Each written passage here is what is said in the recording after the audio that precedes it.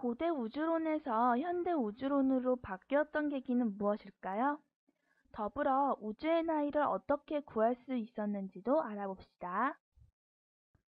과학의 자유로운 변화에도 불구하고 유독 한 가지 문제에 관해서만은 오랫동안 종교에서 자유롭지 못했어요. 그 문제란 우주가 언제 어떻게 창조되었느냐 하는 것이죠. 이 문제는 과학자들이 도전하기에는 너무 어려워 보였을 뿐만 아니라 종교의 문제로 남겨두는 것이 좋을 것이라고 생각했어요. 그래서 우주의 창조에 대한 해답은 과학이 아니라 성경에서 찾으려고 노력했죠. 하지만 성경으로는 계산하는 사람에 따라 창조의 날짜는 3000년이 넘는 차이를 보였어요. 과학자들은 지구의 나이를 알아내기 위해 여러 가지 방법을 사용했는데요. 그러다가 20세기에 들어서 지구의 나이를 측정하는 획기적인 방법이 개발되었죠. 방사성 동위원소를 이용하는 방법을 알게 된 것이에요. 원소 중에는 구조가 불안정하여 스스로 깨져서 다른 원소로 바뀌는 원소들이 있어요. 이런 원소들을 방사성 원소라고 부르죠. 방사성 원소는 온도, 압력과 같은 외부의 환경에 관계없이 일정한 비율로 빼져요. 이때 깨지고 남은 원소를 방사성 동위원소라고 하죠.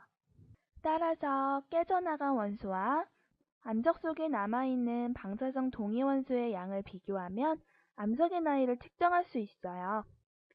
여러 암석의 나이를 측정하여 그중 가장 오래된 암석의 나이를 지구의 나이로 하는 것이 방사성 동위원소를 이용한 연대 측정법이에요.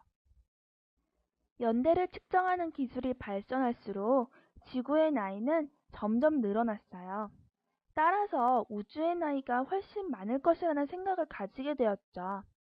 심지어 과학자들은 우주의 나이는 무한대일지도 모른다고 생각하게 되었어요. 따라서 20세기 초의 과학자들은 우주는 영원하며 전체적으로 변함이 없다고 생각하게 되었답니다. 우주의 구조에 대해 본격적인 연구를 시작한 사람은 아인슈타인이었어요. 그가 찾아낸 해답에 의하면 우주는 팽창하거나 수축하고 있어야 했어요. 우주가 멀어지는 상태 또는 다가오는 상태에 있다면 모든 것이 아주 멀리 떨어져 버리거나 한 점으로 모두 뭉치거나 둘 중 하나일 거예요. 그런 우주는 영원한 우주라고 할 수 없죠.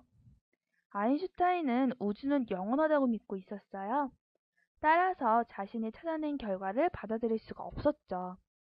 그래서 그는 자신의 해답을 살짝 고쳐 영원한 우주가 되도록 했어요. 그가 자신이 구한 해답을 영원한 우주에 맞도록 고치기 위해 더한 부분을 우주상수라고 불러요. 그러나 아인슈타인이 고친 해답을 좋아하지 않는 사람이 나타났어요. 소련의 프리즈만이었는데요. 아인슈타인이 우주는 영원하다는 생각에 맞추기 위해 자신의 해답을 고친 반면 프리즈만은 자신이 풀어낸 방정식의 해답을 고집했어요. 그러고는 우주는 팽창하거나 수축하고 있어야 한다고 주장했죠. 하지만 사람들은 아인슈타인의 말을 듣고 프리즈만을 외면하였죠.